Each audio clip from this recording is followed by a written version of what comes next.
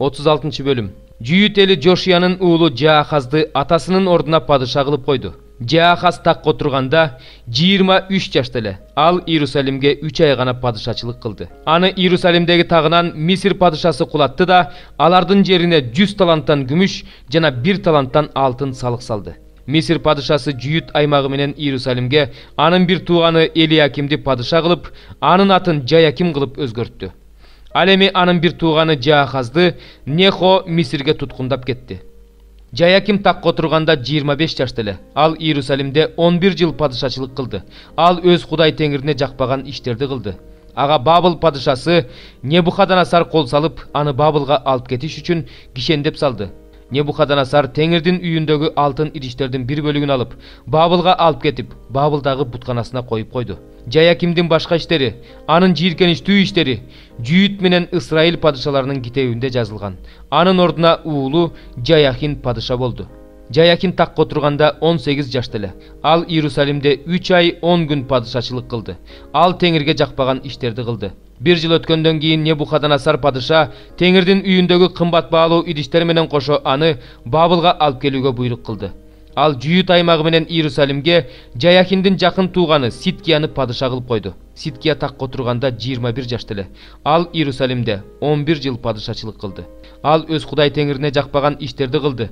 Теңирдин атынан пайгамбарчылык сөздөрдү айткан Жеремия пайгамбардын алдында ал моюн сунган жок. Ал Кудайдын атынан ант алган Небухаднецар падышадан бөлүнүп кетти. Ал катуу өжөрлөнүп, жүрөгүн таш кылып, исраилдыктардын Кудай теңирине кайрылган жок.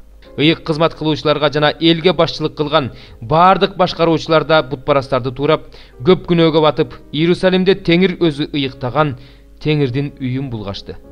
Ошондо алардын ата-бабаларынын Кудай теңири аларга таң азандан элчилерин жөнөтүп турду. Анткени ал өз элин, өз турак жайын аяды.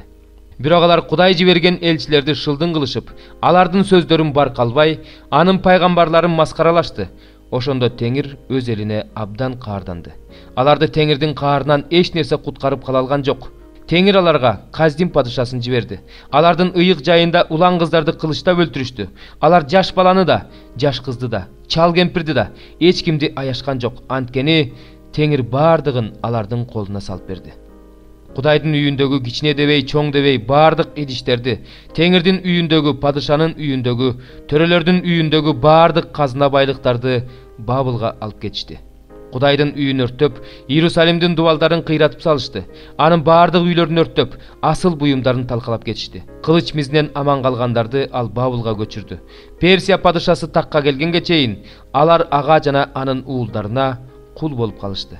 Теңирдин Жеремия пайгамбар аркылуу айткан сөздөрү аткарылганга чейин жер өзүнүн ишемби жылдарында эс алган эмес. Эң калган учурда 70 жыл бою эс алды. Ал эми Персия падышасы Корештин падышачылыгынын 1-чи жылында Теңирдин Жеремия аркылуу айткан сөздөрү ордунан чыгыш үчүн Теңир Персия падышасы Корештин рухун козгоду. Ошондо ал өзү бийлеп турган бардык падышачылыкка Озеки да кат жүзүндө да мындай деп жарыялоону буйрук кылды. Персия падышасы Кореш мындай дейт: Асмандагы Кудай Теңир мага жер жүзүнүн бардык падышачылыктарын берди. Ал Жүйүт аймагындагы Иерусалимге Теңирдин үйүн курууну мага буйрук кылды. Араңарда анын элинен ким калса, ал ошол жака бет алсын. Кудай аны менен болот. 22 бөлүм. Анан ал мага Кудайдын жана козунун тактысынан агып чыгып жаткан өмүр суусунун кристалдай тунук дарыясын көрсөттү. Анын көчөсүнүн ортосунда, дарыянын аркы тарабында да берки тарабында да өмүр дарагы өсүп туруптур. Ал ай сайын бир жылда 12 жолу жемиш берет экен. Анын жалбырактары элдерди айыктырууга арналыптыр. Ал шаарда каргышка калган эч нерсе болбойт.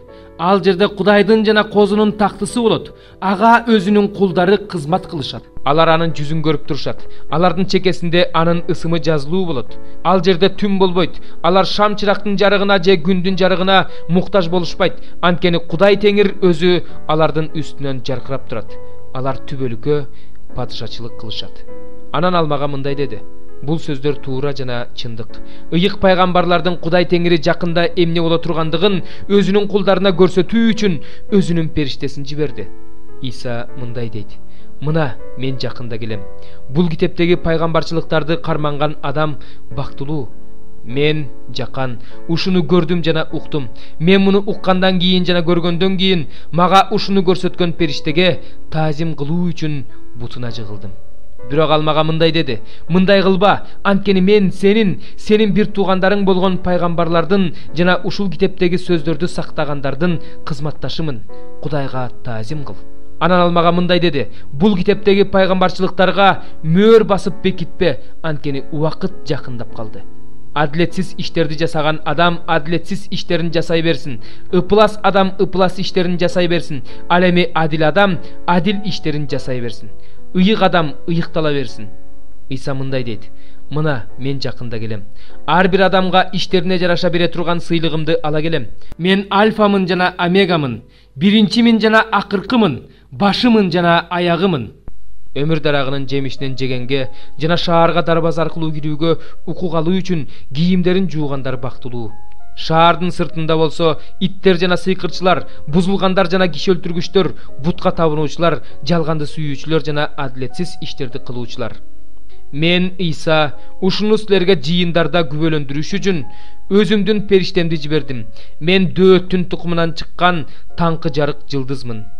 Рух менен колукту кел дешет. Муну укканда кел десин. Суусаган келсин, каалоочу өмүр суусун бекер эле алсын. Мен жакан бул китептеги пайгамбарчылыктарды уккан ар бир адамга эскертемин. Ким аларга бир нерсе кошо турган болсо, Кудай ага бул китепте жазылган алааматтарды кошуп берет. Ким бул пайгамбарчылыктар жазылган китептеги сөздөрдөн бир нерсе алып салса, Кудай андан өмүр дарагындагы жана ыйык шаардагы үлүшүн, ошондой эле бул китепте жазылган үлүшүн алып коет. Муну күбөлөндүрүүчү мындай дейт: "Ооба, мен жакында келем.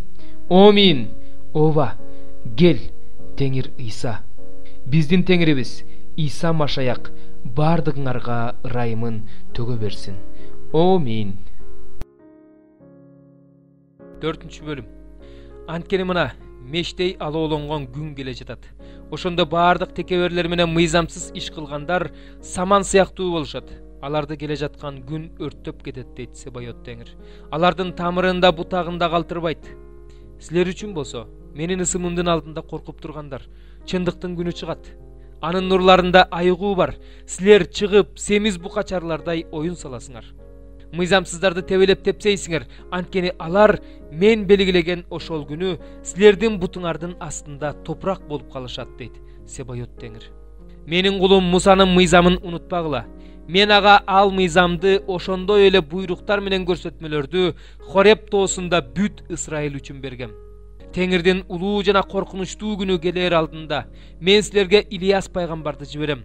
Мен келип жер жүзүн каргыш менен жок кылбашым үчүн ал аталарынын жүрөгүн уулдарына, уулдарынын жүрөгүн аталарына бурат. 21 бөлүм. Андан кийин Иса Тиберия көлүнүн жээгинде шакирттерине дагы бир жолу көрүндү. Бул мындайча болду. Шимон Петр, Томас Эгис, Галилеянын Кана шаарынан болгон Натанаэль, Зебедейдин уулдары жана дагы 2 шакирт чогуу жүрүшкөн эле. Шимон Петр аларга: "Мен балык кармаганы барам" деди. Алар ага: "Биз да сени менен барабыз" дешти да барып кайыкка түшүштү.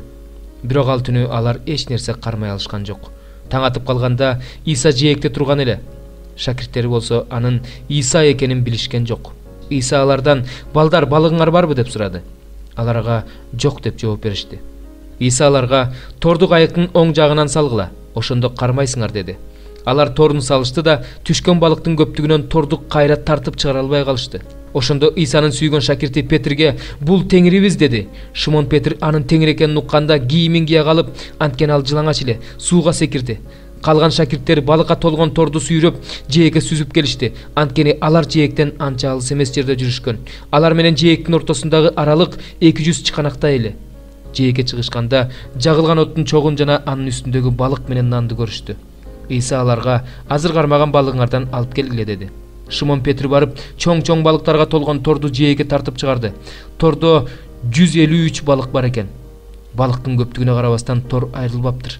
Иса аларга: "Келип тамактанып алгыла" деди. Шакирттердин эч кимиси "Сен кимсиң?" деп суроого батынышкан жок, анткени алар анын Теңир экенин билишти. Иса басып келип аларга нанды жана балыкты берди. Бул Исанын тирилгенден кийин шакирттерине 3-чү жолку көрүнүш эле. Алар тамактанып бүтүшкөндөн кийин Иса Шимон Петрден: "Жунус уулу Шимон, сен мени буларга караганда көбүрөөк сүйөсүңбү?" деп сурады. "Ооба Теңир, сени сүйөрүмдү өзүң билесиң" деп жооп берди Петр. Ошондо Иса ага: "Козуларымды кайтар" деди. Иса андан экинчи рет: "Жунус уулу Шимон, сен мени сүйөсүңбү?" деп сурады. "Ооба Теңир, сени сүйөрүмдү өзүң билесиң" деп жооп берди Петр.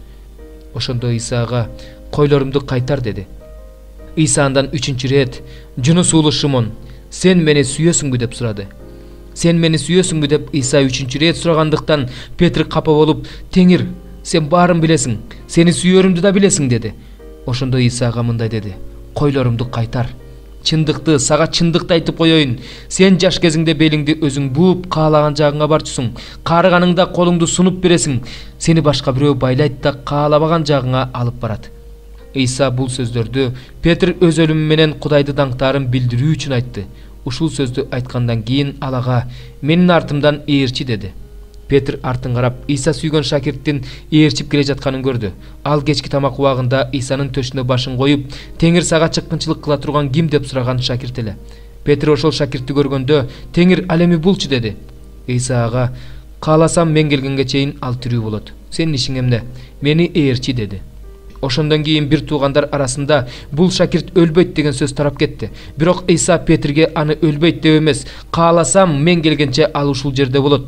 Аны менен сенин ишиң эмне?" деп айткан эле. Ушулардын баарын ошол шакирт жазып алып, күбөлөндүрүп жатат. Биз анын күбөлөндүрүүсү чындык экенин билебиз. Иса булардан башка дагы көптөгөн иштерди кылган. Эгерде алардын баарын жазып чыга турган болсо, жазылган китептер бул дүйнөгө батмак эмес деп ойлойм. Амин.